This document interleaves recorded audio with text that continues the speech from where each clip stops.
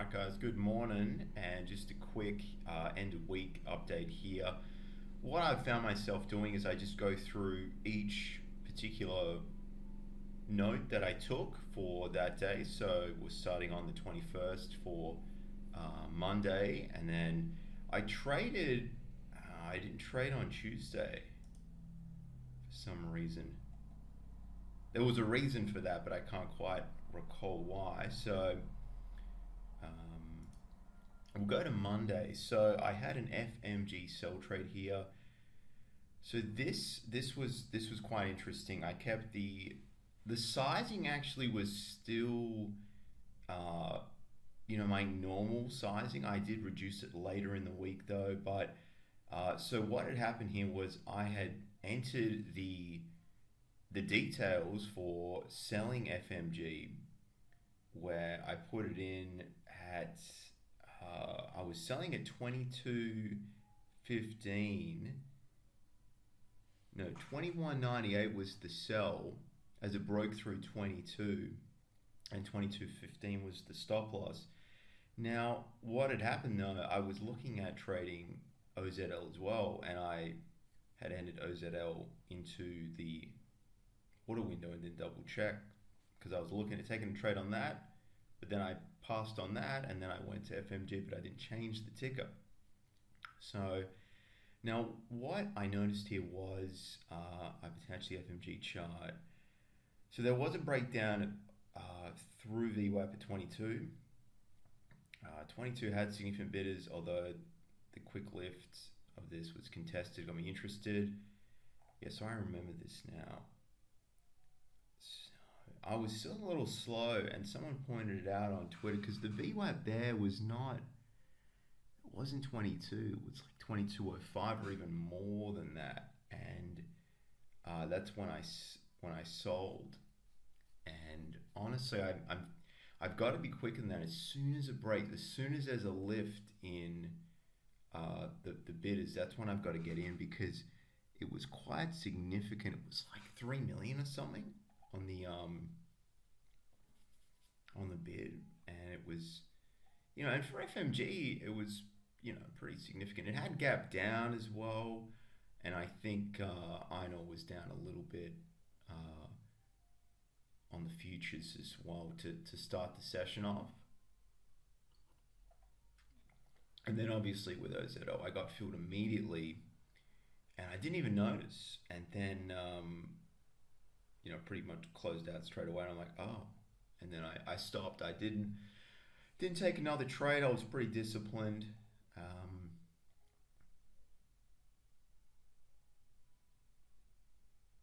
I did like sleep here as well, and I added these notes on Tuesday once it came to my mind a little bit, and I think I might have gone to the gym quite late on Sunday as well, so it was just overall wasn't really good quality trading.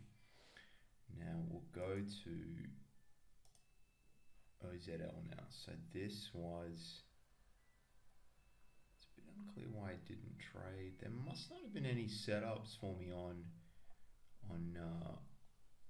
Tuesday. So I'm just reading this. So I did trade OZL. This is a copper miner.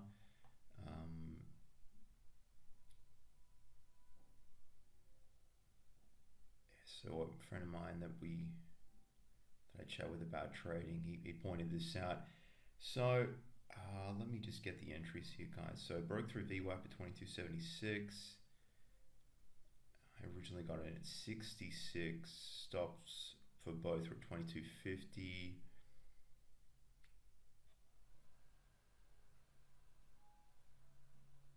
And the sizing was less on this as well.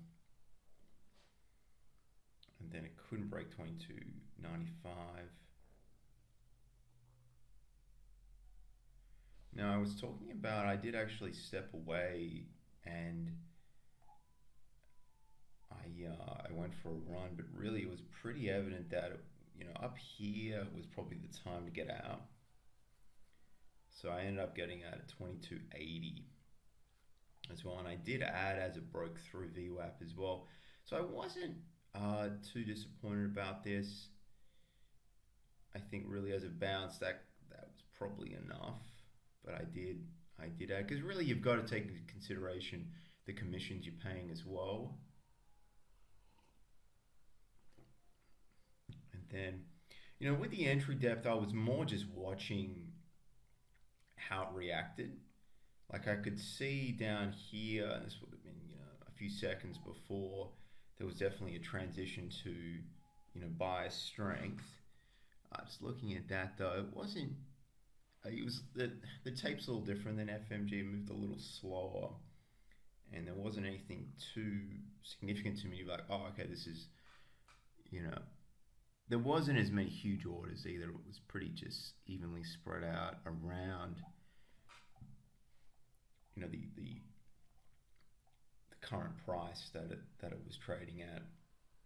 But then I got out there. And it was also copper did start turning over as well.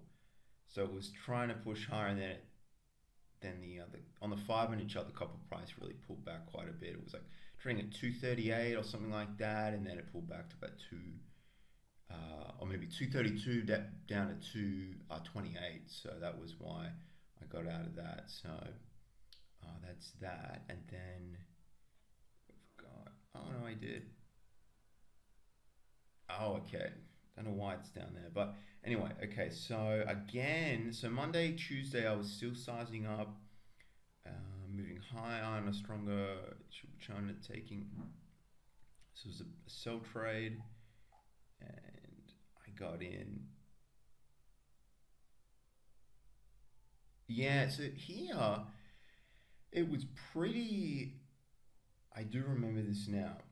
So it was pretty sideways, and I fought the tape a little bit, especially here.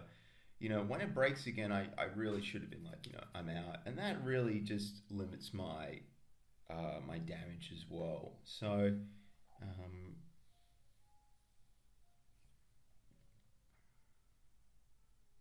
so I did move the stop, it looks like, because I got stopped out at 35. Yeah, so I originally recent highs.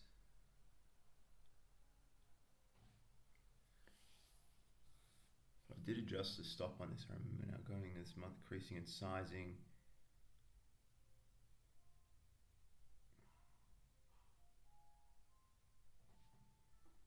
Yeah, I remember this. So the XJ and the XJO and XMM index were rallying. Yeah. So I didn't get a great read on that at all. Cycle back up here. Yeah, so this was on the Tuesday was when China announced a probe into pricing of the spot price of iron ore, something like that. So, but again, I was fighting the price, and I didn't add into this trade, but so for me, so that's why I cut down on the Wednesday. So we'll go to Thursday now, and this was an FMG buy trade. So the primary entry thesis here was on the daily time frame, had broken out over the 50 SMA. Iron price was still over 210 USD a ton. So it had rallied after the China probe. It was sort of disregarded. 2275. Price tested the big back a bit. 2260. Price held up.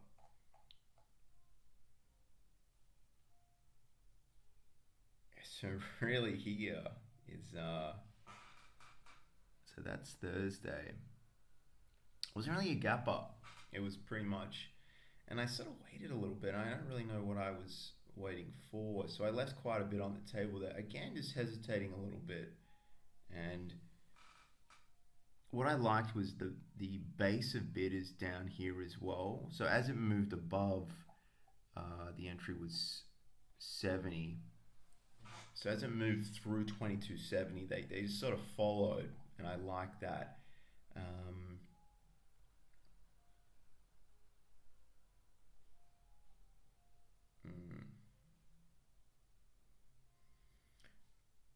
No, I closed out in a rush. I think I had to go somewhere, but overall, it wasn't too bad. And I think on the day it did actually come back down a little bit.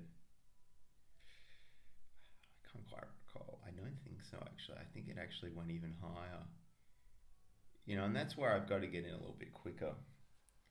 And just because the problem is, what I think about is, I'm like, I need some clarity, but it was pretty clear there. Even though it was early in the set, I was looking for more of a pullback here, but it sort of reached down and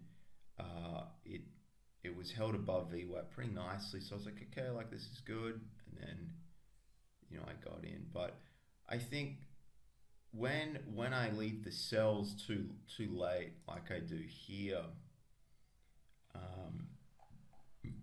and someone mentioned this in Twitter. I mean, really, it's when it rolls over. But that was a nice setup because it pulls back, then rejects, and it's like, well, now's the time. And I've noticed when stuff like this and the tape just sort of freezes briefly, and then it just sort of clears the bidders out, and that was an opportunity really where I was like, what, this is, and then the stop can be really tight as well, because that downward momentum, and that's really where I probably could have exited, or maybe after it started to break, and I added as well. So I kept the sizing low, but I think my, the ad there was inappropriate, and the entry there was inappropriate as well. So, and again, RMD I don't normally trade, but there was an opportunity, and on the daily time frame, it had gapped up quite a few times and hadn't closed. But with this particular ticker, it takes some time sometimes for it to roll over and close. So that's something I didn't really respect and have a look at the history of the chart properly. I just sort of saw a gap up, but it's done that before as well. I didn't even look into why. It was just, But anyway, guys, those are my thoughts. That's how the trading week went. So down a little bit for the week. I think this will...